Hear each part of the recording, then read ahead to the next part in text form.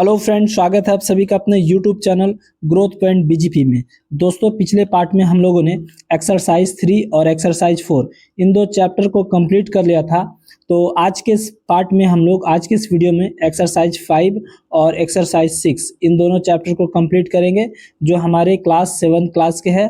फिर उसके बाद हम लोग 8 क्लास और 9 क्लास और 10th क्लास इसी तरीके से कंटिन्यू रहेंगे। तो आप जैसे जानते हैं कि दोस्तों की परीक्षाएं काफ़ी नज़दीक है।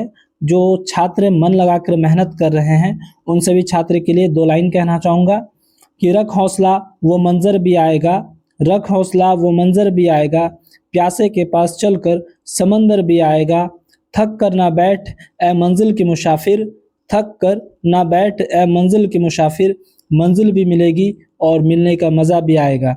तो दोस्तों, इन्हीं शब्दों के साथ हमारा चैप्टर एक्सरसाइज 5 क्या है उनको देखते हैं। फिजिकल एंड केमिकल चेंजेस यानी कि भौतिक एवं रासायनिक परिवर्तन। तो इनके पॉइंट को पढ़ेंगे, यानी कि फिजिकल चेंज के बारे में। तो इनके पॉइंट है कि वैसे परिवर्तन जिन्हें पुनः, यानी कि पूर्ण लिखा हुआ यहाँ पे पुनः होगा, जिसे पुनः प्राप्त किया जा सकता है, तो हम लोग उन्हें भौतिक परिवर्तन कहेंगे। और सेकेंड पॉइंट है इनका कि यह प्रत्यावर्ती यानी कि रिवर्सिबल अभिक्रिया को जो दर्शाता है। ठीक है। और इनके अगले पॉइंट की ओर आते हैं कि इनमें नया पदार्थ का निर्माण नहीं होता है। फिजिकल चेंज में नए पदार्थ का निर्माण नहीं होता है। और फोर्थ पॉइंट है इनमें, जैसे कि चीनी पानी का मिश्रण और रोटी का बेलना, तार का मोड़ना, मोम का पिघलना, बर्फ का जमना इत्यादि क्या है, भौतिक परिवर्तन है। तो आगे देखते हैं केमिकल चेंज के बारे में, रासायनिक परिवर्तन के बारे में। इनके पॉइंट क्या दिए गए हैं, तो हमारे इनके पॉइंट को पहले पढ़ लेते हैं। वैसे परिवर्तन जिन्हें पुनः प्राप्त नहीं किया जा सकता है तो उसे हम लोग केमिकल चेंज कहेंगे। और दूसरा पॉइंट है कि यह अप्रत्यावर्ती यानी कि इरिवर्सिबल अभिक्रिया का उदाहरण है। ठीक है, किसका उदाहरण है, इरिवर्सिबल अभिक्रिया का उदाहरण है। और तीसरा पॉइंट है कि इनमें नए पदार्थ का जो है निर्माण होता है। केमिकल चेंज में क्या होता है, रासायनिक परिवर्तन में नए पदार्थ का निर्माण होता है। जैसे कि एग्जाम्पल दिए गए हैं, जलना, जब हम लकड़ी जलाते हैं तो वो राख बन जाते हैं, एक नए पदार्थ निर्माण हो जाते हैं। लोहे का जंग लगना, सड़ना, पाचन, श्वसन, ये सभी क्या है, रासायनिक परिवर्तन है। अगला पॉइंट है इनका कि प्रत्येक नया पदार्थ की खोज जो है रासायनिक परिवर्तन के अध्ययन के द्वारा किया जाता है। ठीक है। तो आइए इसके अगले पॉइंट की ओर आते हैं। मैग्नीशियम का जलना, फिगर के माध्यम से मैग्नीशियम का जलना दर्शाया गया है, इनको देख लेते हैं। तो आगे देखते हैं मैग्नीशियम का जलता हुआ फीता। अब ये आपको कह रहा है कि Mg+O2 इन दोनों को जब मिलाया गया तो क्या बना, MgO बना। नेक्स्ट पॉइंट की ओर आते हैं इनमें। तो नेक्स्ट पॉइंट क्या दिया गया कि लोहे के ऊपर, ठीक है ना, लोहे के साथ अभिक्रिया के कारण कॉपर सल्फेट विलयन के रंग में परिवर्तन। तो देख सकते हैं फिगर के माध्यम में, कॉपर सल्फेट विलयन नीला है और आयरन सल्फेट जो है हरा है, फिगर के माध्यम से दर्शाया गया है। अब बात करते हैं कि कॉपर सल्फेट यानी कि CuSO4 जिसको हम लोग नीला तोता कहते हैं, प्लस लोहा यानी कि Fe को जब हम रिएक्ट करते हैं तो आयरन सल्फेट विलयन प्राप्त होता है, यानी कि FeSO का होल 4, और हरा यानी कि इसको हम लोग हरा कहते हैं, और कॉपर Cu जो है भूरा निक्षेप होता है। तो अगले पॉइंट की ओर आते हैं। तो अगला पॉइंट है किसका, रासायनिक परिवर्तन में घटने वाली घटनाएं। तो क्या है, पहला पॉइंट दिया गया कि उष्मा, प्रकाश अथवा किसी अन्य प्रकार के विकिरण, यानी कि उदाहरण के लिए परावैंगनी का निर्मुक्त अथवा उनका अवशोषण होना। ठीक है। दूसरा पॉइंट है कि ध्वनि का उत्पन्न होना, ये सभी क्या है, रासायनिक परिवर्तन है। अगले पॉइंट की ओर आते हैं इनमें। गंध में परिवर्तन होना, ठीक है, गंध में परिवर्तन होना अथवा किसी नई गंध का बनना। और अगला पॉइंट है कि रंग में परिवर्तन होना। और अंतिम पॉइंट है कि किसी गैस का बनना। ये सभी जो है रासायनिक परिवर्तन के उदाहरण है। क्या दिया गया, घटना है, घटने वाली घटना है। और अगला पॉइंट है इनका कि लोहे पर जंग लगना। ठीक है, रस्ट ऑन आयरन।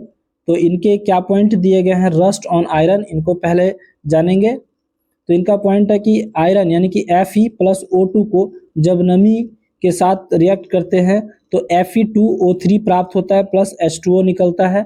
और अगला पॉइंट है कि अत्यधिक दिन के बाद जंग का रंग लाल, यानी कि ज़्यादा दिन जब हो जाएगा तो जंग का रंग क्या हो जाएगा, लाल हो जाएगा, यानी कि Fe3O4 है। ठीक है। अगला पॉइंट है कि जंग लगने से भार क्या हो जाता है, बढ़ जाता है और धात्विक गुण कमता है। अगला पॉइंट है कि जंग लगने के लिए O2 एवं H2O अर्थात जलवाष्प यानी कि वाटर वेपर की आवश्यकता होती है। और अगले पॉइंट की ओर आते हैं, लवण युक्त जल यानी कि सॉल्टी वाटर जंग लगने की दर को बढ़ा देता है। ठीक है। अगले पॉइंट की ओर आते हैं, इनमें क्रोमियम निकेल। तो क्या कह रहा है कि क्रोमियम निकेल पेंट ग्रीस तेल का प्रयोग करके जंग से क्या होता है, बचाया जा सकता है। अगला पॉइंट है कि लोहे को जंग से बचाने के लिए जस्ता का लेप चढ़ाना यानी कि यस्द लेपन यानी कि जिसको हम लोग क्या कहते हैं, गैल्वेनाइजेशन कहलाता है। ठीक है। अगले पॉइंट की ओर आते हैं। अगले पॉइंट हमारे क्या कह रहे हैं इनमें कि कुछ महत्वपूर्ण तथ्य दिए गए हैं, उनको पहले जान लेते हैं कि मोमबत्ती का जलना कौन सा परिवर्तन है। तो मोमबत्ती का जलना जो है रासायनिक परिवर्तन कहलाएगा। ठीक है।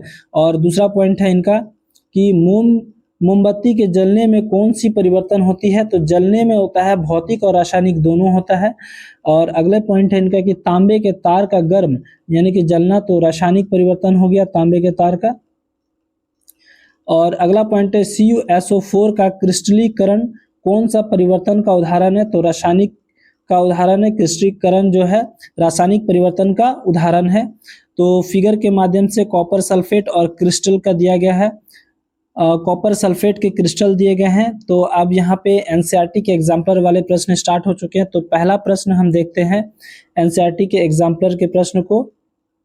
कह रहा है कि निम्नलिखित में से कौन सा भौतिक परिवर्तन है। तो कौन सा भौतिक परिवर्तन हो जाएगा। ऑप्शन नंबर देखिए डी, मोम का पिघलना। मोम का पिघलना जो है भौतिक परिवर्तन है और मोम का जलना जो हो जाएगा वो रासायनिक परिवर्तन हो जाएगा। तो राइट आंसर जो होगा हमारा, तो मोम का पिघलना भौतिक परिवर्तन होगा। तो प्रश्न संख्या 2 पे आते हैं। निम्नलिखित में से क्या कह रहा है, निम्नलिखित में से कौन सा रासायनिक परिवर्तन है। तो रासायनिक परिवर्तन कौन सा है, सब्जियों का पकना, सब्जियों का पकना, ये जो है कुकिंग ऑफ वेजिटेबल्स। ठीक है। ऑप्शन नंबर 20 का राइट आंसर होगा, ये आपके रासायनिक परिवर्तन कहला जाएंगे। और प्रश्न संख्या 3 में आते हैं। तो तीसरा नंबर क्वेश्चन कह रहा है कि एक रासायनिक परिवर्तन शामिल हो सकता है। तो एक रासायनिक परिवर्तन में क्या शामिल हो सकते हैं, केवल रंग में परिवर्तन हो सकते हैं, केवल तापमान में परिवर्तन ये भी हो सकते हैं, केवल गैस का उत्सर्जन ये भी हो सकते हैं। तो शामिल हो सकते हैं ऑल ऑफ दी एबव यानी कि उपरोक्त में से सभी। इसका राइट आंसर क्या हो जाएगा, ऑप्शन नंबर डी। तो अगले प्रश्न की ओर आते हैं। क्वेश्चन नंबर 4 में 4 नंबर कह रहा है कि दूध के दही में बदलने पर निम्नलिखित में से कौन सा सही है। तो ऑप्शन को देखते हैं। इसकी अवस्था तरल से अर्ध ठोस में बदल जाती है, बिल्कुल सही है। जब इनकी अवस्था क्या होती है, तरल रहती है पहले, फिर ये क्या हो जाता है, थोड़ा अर्ध ठोस में बदल जाता है। और यह रंग बदलता है, बिल्कुल नहीं। यह स्वाद बदलता है, बिल्कुल बात सही है। तो इसका क्या होता है, स्वाद भी बदल जाता है जब दूध को दही से परिवर्तित किया जाता है। और थर्ड नंबर क्या कह रहा है, 4th नंबर में परिवर्तन को पूर्वतः नहीं किया जा सकता है, बिल्कुल सही बात है। जब हम इनमें परिवर्तन कर लेंगे फिर पुनः इनको इसकी स्थिति में नहीं ला सकते हैं। तो इनका ऑप्शन नंबर कौन सा हो जाएगा, 1, 3 और 4। ठीक है। 1, 3 और 4 किस ऑप्शंस में दिए गए हैं, ऑप्शन नंबर सी इनका राइट आंसर होगा। तो चलिए देखते हैं अगला पॉइंट, अगला क्वेश्चन नंबर 5 में। क्वेश्चन 5 कह रहा है कि एक आदमी ने अपने मुख्य द्वार को लोहे की पेंट करवा दिए, जो कि क्या हुए, इनके ऑप्शंस को पढ़ते हैं। ऑप्शन कह रहा है कि इनका कि इसे जंग से लगने से बचाया जाता है, बिल्कुल सही बात है। इसे धूप से बचाए, ऐसा कुछ नहीं है। इनमें खूबसूरती बनाने के लिए, इसमें धूप से बचाने के लिए भी जो है इनमें पेंट किया जाता है क्या, नहीं, ऐसा नहीं है। और इसमें खूबसूरती बनाए, ये भी कोई बात नहीं है। इनसे धूल रहित बनाने, यानी कि राइट आंसर जो हो जाएगा 1 और 4 इनका हो जाएगा। तो देखते हैं किस ऑप्शन में है 1 और 4। इसे जंग लगने से बचाने के लिए 1 और 1 और 4, इसे धूल रहित बनाए 1, 4 किसी ऑप्शंस में तो नहीं दिख रहा है। तो सॉरी दोस्तों, इनमें क्या करें कि धूल रहित नहीं होगा। इन्हें क्या होगा, खूबसूरती बनाने के लिए, यानी कि जब हम पेंट करेंगे तो जंग से बचने के लिए और खूबसूरत बनाने के लिए, तो ऑप्शन नंबर इनका राइट ऑप्शन क्या हो जाएगा, डी नंबर ऑप्शन राइट हो जाएगा सही आंसर। तो अगले पॉइंट की ओर आते हैं, क्वेश्चन नंबर 7 में। तो 7 नंबर प्रश्न कह रहा है कि दिल्ली में कुतुब मीनार के निकट स्थित लौह स्तंभ, ठीक है, कुतुब मीनार के स्थित लौह स्तंभ किसके लिए प्रसिद्ध है और इनमें से कौन सा तथ्य इनके लंबे समय तक बनावट की स्थिरता के लिए जिम्मेदार है। तो किसके लिए जिम्मेदार है, तो ऑप्शन में कह रहा है कि यह 7 मीटर से अधिक ऊंचा है। इसका वजन जो है, ऑप्शन बी में कह रहा है इसका वजन करीब 6000 किलो है। ऑप्शन सी में कह रहा है कि इसे 1600 साल से भी पहले बनाया गया था। ऑप्शन डी कह रहा है कि इतने लंबे समय बाद इसमें जंग नहीं लगा, जिस कारण जो है कुतुब मीनार जो है इसकी बनावट क्या हो गई, प्रसिद्ध है, इसमें जंग नहीं लगा है और जैसा का तैसा ही दिख रहा है। तो ऑप्शन नंबर डी इनका राइट आंसर होगा। तो आइए अगले प्रश्न की ओर आते हैं। क्वेश्चन नंबर 7 क्या कह रहा है कि गैल्वेनाइजेशन एक प्रक्रिया है, ठीक है, क्या है, गैल्वेनाइजेशन एक प्रक्रिया है जिसका उपयोग निम्नलिखित में से जंग लगने के लिए रोकने के लिए किया जाता है। तो किसे जंग लगने के लिए रोकने के लिए किया जाता है, तो लोहा में, आयरन में, यानी कि ऑप्शन नंबर ए इसका राइट आंसर हो जाएगा। अब आते हैं क्वेश्चन नंबर 8 में। कह रहा है कि पहली की माँ, तो पहली की माँ ने गर्म पानी में चीनी घोलकर गाढ़ी चाशनी बनाई और ठंडा होने के लिए चीनी क्रिस्टल अलग हो गए, तो यह इंगित करता है, तो किस ओर इंगित करता है, ऑप्शंस को देखते हैं। तो भौतिक परिवर्तन जिसे उत्क्रमित किया जा सकता है, ये इस ओर इंगित करता है। ऑप्शन नंबर ए इनका राइट आंसर हो जाएगा। तो अगले प्रश्न की ओर आते हैं, क्वेश्चन नंबर 9 में। तो क्वेश्चन 9 कह रहा है कि रासायनिक प्रतिक्रिया के लिए निम्नलिखित में से कौन सा कथन जो है गलत है। तो कौन सा कथन गलत हो जाएगा रासायनिक प्रतिक्रिया के लिए, तो ऊष्मा बाहर जाती है लेकिन सभी अवशोषित नहीं होती है। तो ऑप्शन नंबर ए इनका राइट आंसर हो जाएगा। क्वेश्चन नंबर 10 पे आए। तो क्वेश्चन नंबर 10 कह रहा है कि 1 kg, क्या कह रहा है question number 10, 1 kg copper sulphate powder, ठीक है, में तनु सल्फ्यूरिक एसिड को 2 बूंदों मिलाई गई और फिर इसे घुलने के लिए थोड़ी मात्रा में गर्म पानी डाल दिया जाता है, ठीक है, चरण 1 में, और ठंडा होने पर सुंदर नीले रंग का क्रिस्टल अलग हो गए। और चरण 2 में क्या कह रहा है कि चरण 1 और चरण 2 हैं। तो इनके ऑप्शंस को देखते हैं, क्रमशः भौतिक और रासायनिक परिवर्तन। तो क्रमशः भौतिक और रासायनिक परिवर्तन, क्रमशः रासायनिक और भौतिक परिवर्तन, और फिर सी में क्या कह रहा है, दोनों हो जाएंगे, दोनों रासायनिक परिवर्तन, यानी कि बोथ केमिकल चेंजेस हो जाएगा। ऑप्शन नंबर सी इनका राइट आंसर होगा।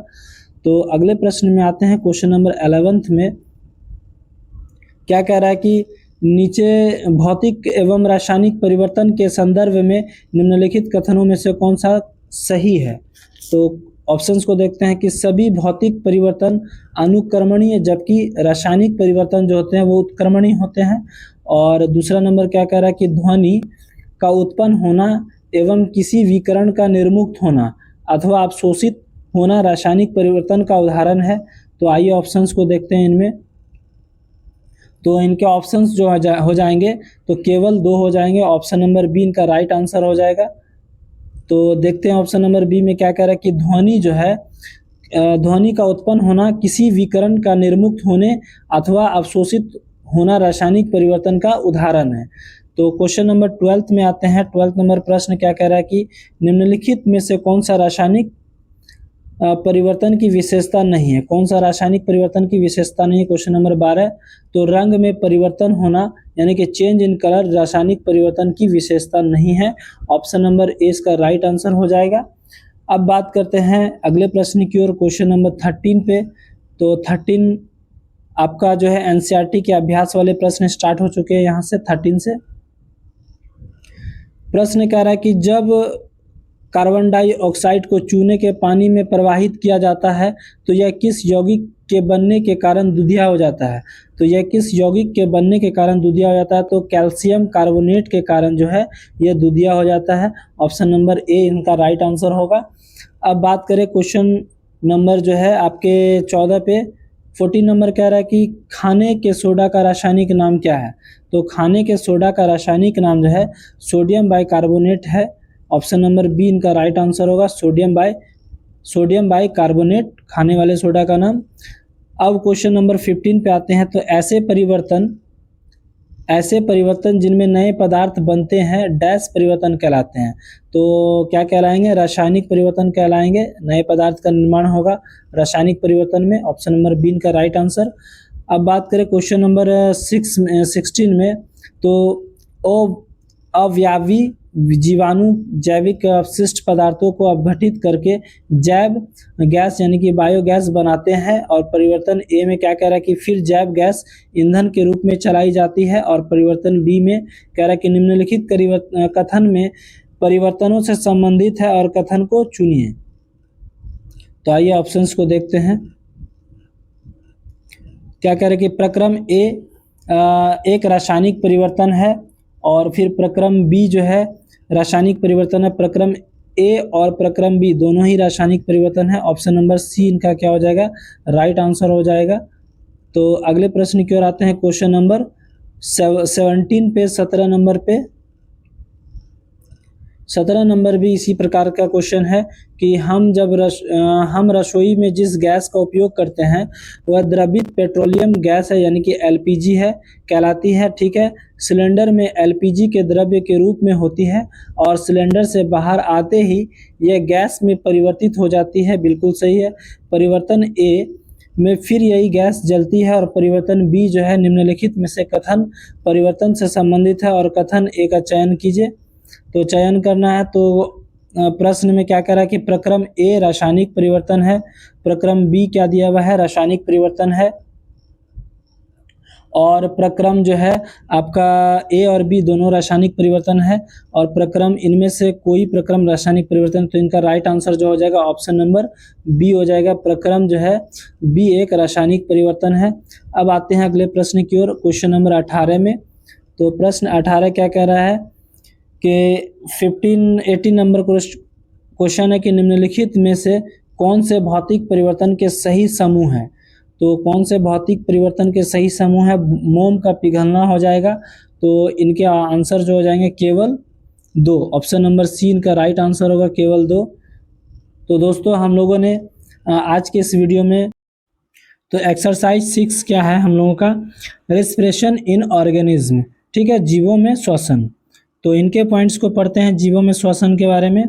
तो पहला पॉइंट है कि श्वसन एक जैव रासायनिक प्रक्रिया है। ठीक है, श्वसन क्या है? श्वसन एक जो है जैव रासायनिक प्रक्रिया है। ठीक है, यह एक प्रकार का मंद दहन का स्वरूप है। यह एक प्रकार का क्या है? मंद दहन का स्वरूप है। नेक्स्ट पॉइंट है इनका कि सभी कोष के जीव में श्वसन जो होते हैं वो अनिवार्य होते हैं। जैसे कि वायवीय में जो होते हैं वो हमें श्वसन करते हैं तो हमें क्या प्राप्त करते हैं? CO2 प्लस H2O और प्लस ऊर्जा हमें प्राप्त होता है। और अगला इसका है कि अवायवीय। तो अवायवीय में ये प्रकार है आंशिक O2 का। ठीक है, और इससे हम लोग प्राप्त करते हैं लैक्टिक प्लस ऊर्जा, ये दोनों चीज प्राप्त करते हैं।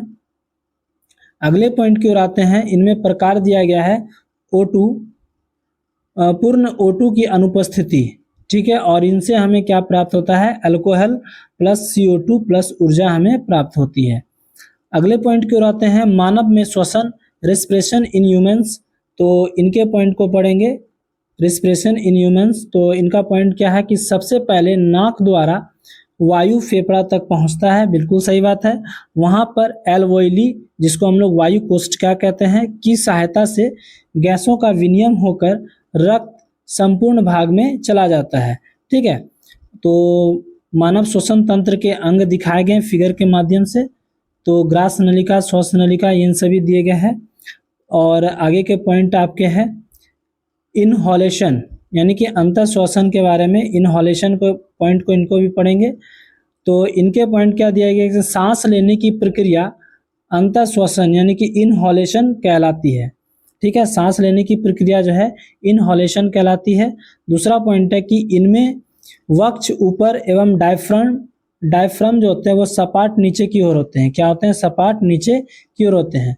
तो अगला पॉइंट है इनमें कि यह जो होते हैं वो O2 से समृद्ध प्रक्रिया है। यह क्या है? O2 से समृद्ध प्रक्रिया है। इनके अगले पॉइंट की ओर आते हैं तो इनमें जो दिया गया है डायफ्राम के नीचे यानी कि अंतः श्वसन का फिगर दिया गया है। वायु जो है अंदर आती है और पसलियों के माध्यम से बाहर की ओर ये गति करती है, इस साइड भी, और नीचे की ओर क्या होता है? डायफ्राम नीचे की ओर गति करता है। ये फिगर के माध्यम से दर्शाया गया है। और अगला पॉइंट इसमें एक्सहोलेशन, ठीक है। एक्सहोलेशन यानी कि उच्छ्वासन, उच्छ्वासान, ठीक है। इनको हिंदी में क्या कहते हैं? उच्छ्वासान, इंग्लिश में कहते हैं एक्सहोलेशन। तो इनके पॉइंट है कि सांस छोड़ने की प्रक्रिया जो है उच्छ्वासान कहलाती है, यानी कि एक्सहोलेशन कहलाती है। तो अगला पॉइंट इसमें इनमें जो है वक्ष यानी कि पसली, चेस्ट जिसको हम लोग कहते हैं, अंदर एवं डायफ्राम सपाट यानी कि ऊपर की ओर गति करता है। और यह जो होते हैं CO2 से समृद्ध प्रक्रिया है, ठीक है। यह CO2 से समृद्ध प्रक्रिया है और वायु बाहर की ओर धकेलती है। ये फिगर के माध्यम से दर्शाया गया है। डायफ्राम की पूर्व स्थिति में आ जाता है। अब आइए उच्छ्वासान। तो उच्छ्वासान नोट्स में दिए गए हैं, नोट में कि श्वसन जब होते हैं तो अंतः श्वसन प्लस उच्छ्वासान जो है मिल जाते हैं। तो आइए इनके अगले पॉइंट की ओर आते हैं। अंतः श्वसन और उच्छ्वसन एवं ऑक्सीजन, वायु में ऑक्सीजन की कार्बन डाइऑक्साइड की प्रतिशत। तो ये फेफड़े में क्या क्या कार्य होते हैं इनको दिया गया है। इनमें जो होता है हमारा 21% जो है ऑक्सीजन होता है और इसमें यानी कि अंतःश्वसित वायु में क्या होती है? 21% ऑक्सीजन होता है और उच्छ्वासित वायु में क्या होता है? 16.4% ऑक्सीजन होता है। और बात करें का 0.04% कार्बन डाइऑक्साइड होता है फेफड़ों में और 4.4% कार्बन डाइऑक्साइड होता है। तो ये सभी फिगर के माध्यम से दिखाया गया था। अब बात करें कि मानव प्रति मिनट 15 से 18 बार सांस लेता है, ठीक है। मानव जो है प्रति मिनट 15 से 18 बार सांस लेता है। तो उनको देखते हैं हम लोग। प्लास्टिक की एक बोतल लिए, उनमें जो है एक्सपेरिमेंट किया गया है गुब्बारे भर करके, ठीक है। तो आइए देखते हैं। श्वसन की क्रियाकलाप को दिखाने के लिए प्रतिरूप दिए गए थे। अब नेक्स्ट पॉइंट की बात करते हैं कॉकरोच। तो कॉकरोच में क्या दिया गया है इनके बारे में पढ़ेंगे। तो इनका पॉइंट है कि इनमें श्वसन जो होते हैं वातक यानी कि श्वास रंध्र से होता है। किनसे होता है? रंध्र से होता है। और इनका अगला पॉइंट है इनका रक्त जो होता है रंग हीमोसील के कारण जो होता है क्या होता है? सफ़ेद होता है। किसके कारण होता है कॉकरोच का रक्त सफ़ेद? हीमोसील के कारण सफ़ेद होता है। ये भी क्वेश्चन कई बार पूछा गया कि कॉकरोच का रंग कैसा, रक्त का रंग कैसा होता है? तो सफ़ेद होता है, ठीक है। अब बात करें केंचुआ के बारे में। फिगर के माध्यम से कॉकरोच दिखाया गया है और केंचुआ के बारे में देखते हैं। केंचुए में क्या दिया गया? अर्थवर्म, हम लोग इंग्लिश में से अर्थवर्म कहते हैं। तो यह जो होते हैं त्वचा से सांस लेता है। केंचुआ क्या करता है? त्वचा से सांस लेता है। इनका त्वचा जो होता है वो आर्द्र एवं श्लेष्म प्रतीक होता है। आर्द्र एवं श्लेष्म का प्रतीक होता है। अगले पॉइंट की ओर आते हैं। इनमें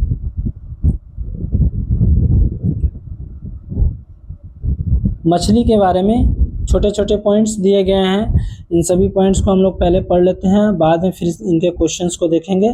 तो मछली में कह रहा है कि क्लोम द्वारा सांस लेते हैं, ठीक है। मछली जो है क्लोम के द्वारा सांस लेते हैं। क्लोम में अधिक मात्रा में वाहिनियों में पाया जाता है जो कि इसे सांस लेने में मदद करते हैं, ठीक है। क्लोम जो है अधिक मात्रा में वाहिनियों में पाया जाता है और जो क्या करते हैं? सांस लेने में मदद करते हैं। फिगर के माध्यम से क्लोम को देख लीजिए। ये क्लोम है, हम लोग गलफ्रा भी कहते हैं ना। और इनके कुछ महत्वपूर्ण टॉपिक्स दिए गए हैं, इनको पढ़ेंगे। तो पादप में श्वसन रंध्र के द्वारा होता है। पादप में श्वसन किसके द्वारा होता है? रंध्र के द्वारा होता है। यह दिन एवं रात दोनों समय होता है, ठीक है। श्वसन जो होते हैं पादप में दिन और रात दोनों समय होते हैं। अब देखिए ये मृदा के कण दिए गए हैं फिगर के माध्यम से। मूल रोम दिए हैं, वायु अवकाश दिया गया है, यानी कि मूल मृदा से वायु अवशोषित कर रहा है। अगला पॉइंट है इनमें कि जलीय जीव का श्वसन दर जो होता है वो तेज होता है, क्यों? क्योंकि जल में जो होते हैं O2 की कमी होती है। अगला पॉइंट है कि मानव जो है 21% O2 लेता है, ठीक है। कितना परसेंट O2 लेता है? 21%। और कितना प्रतिशत छोड़ता है? तो 16 कितना प्रतिशत छोड़ता है? 16% जो है वो छोड़ता है, ठीक है। तो कितना परसेंट छोड़ता है? 16% छोड़ देता है। अब अगला पॉइंट है कि ईस्ट में कैसा श्वसन होता है? ईस्ट में जो होता है वो अवयवी श्वसन होता है। कैसा श्वसन होता है? अवयवी श्वसन होता है। अगला पॉइंट है कि मांसपेशियों में थकान एवं स्थान किस यौगिक के निर्माण के कारण होता है? तो लैक्टिक एसिड के कारण होता है, ठीक है। लैक्टिक अम्ल बोलते हैं हम लोग। थकान महसूस होता है हम लोगों को। अब एनसीईआरटी के एग्जाम्पलर वाले प्रश्न की ओर आते हैं। हमारा प्रश्न 1 नंबर कह रहा है कि एनसीईआरटी का प्रश्न, एग्जाम्पलर वाले प्रश्न, कि कभी कभी जब हम भारी व्यायाम करते हैं, ठीक है, काफ़ी ज़्यादा एक्सरसाइज कर लेते हैं, तो हमारी मांसपेशियों की कोशिकाओं में अवयवी श्वसन होता है। इस प्रक्रिया के दौरान क्या बनता है? तो इस प्रक्रिया के दौरान जो है वो केवल लैक्टिक एसिड बनती है, जिसमें कि थकावट महसूस होता है हम लोगों को। ऑप्शन नंबर डी इसका राइट आंसर होगा। तो क्वेश्चन नंबर 2 में आते हैं। प्रश्न 2 क्या कह रहा है कि ईस्ट का उपयोग, ठीक है, प्रश्न नंबर 2, ईस्ट का उपयोग शराब और बियर उद्योग में किया जाता है क्योंकि यह श्वसन करता है। तो यह क्या श्वसन करता है? तो ये अवयवी श्वसन के रूप में शराब का उत्पाद करता है। ऑप्शन नंबर सी इसका राइट आंसर हो जाएगा। तो अगला पॉइंट की ओर आते हैं। क्वेश्चन नंबर 3 में सांस छोड़ने की प्रक्रिया के दौरान, ठीक है, सांस छोड़ने की प्रक्रिया के दौरान पसलियाँ की गति करती हैं।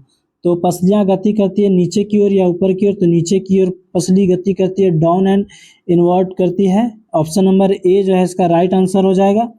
तो प्रश्न संख्या 4 में आते हैं। तो क्या कह रहा है प्रश्न 4? सांस लेना एक प्रक्रिया है। बिल्कुल सही बात है। सांस लेना क्या है? एक प्रक्रिया है। ऑप्शन ए में कह रहा है कि शरीर को O2 प्रदान करता है। और ऑप्शन बी कह रहा है कि भोजन को ऊर्जा मुक्त करने के लिए तोड़ता है। और CO2 यानी कि कार्बन डाइऑक्साइड बाहर निकालने में शरीर में मदद करता है और कोशिकाओं में पानी उत्पन्न करता है। निम्नलिखित में से कौन सा श्वास के कार्य का सही संयोजन देता है? तो कौन से सही संयोजन देते हैं? तो देखते हैं इनमें ऑप्शंस को देखते हैं 1 2।